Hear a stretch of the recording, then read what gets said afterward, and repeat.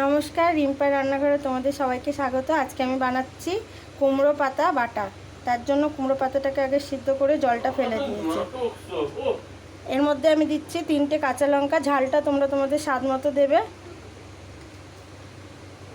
দিচ্ছি 10-12 কোয়া মতো রসুন, দিচ্ছি কালো জিরে 1.5 চামচ মতো, এই ছোটো চামচের 1.5 চামচ মতো কালো জিরে।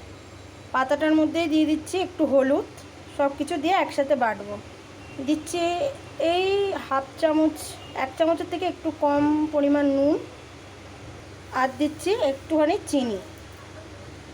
নুন ঝাল মিষ্টি তোমরা তোমাদের স্বাদ মতো দিয়ে তোমরা করো। এবার সব কিছু নিয়ে আমি পেস্ট করব। অল্প একটুখানি জল দেব। একটা মিহি স্মুথ পেস্ট বানিয়ে নিয়েছি।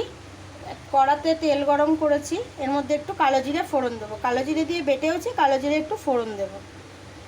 এই যে অল্প একটু কালো জিরে ফোড়ন দেব।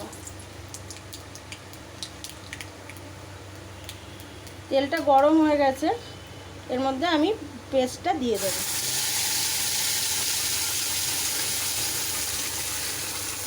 সম্পূর্ণ শুকনো হওয়া অবধি এটা আমি নাড়াতে থাকবো, শোকাতে দেব।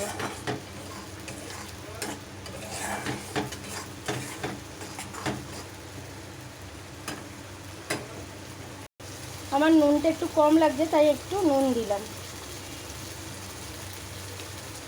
আর একটু চিনি দিলাম।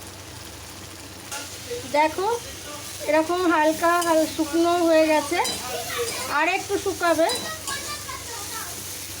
আর একটু শুকানো অবধি অপেক্ষা করব। তার মধ্যে আমরা নুন ঝাল মিষ্টিটা একটু টেস্ট করে নেব।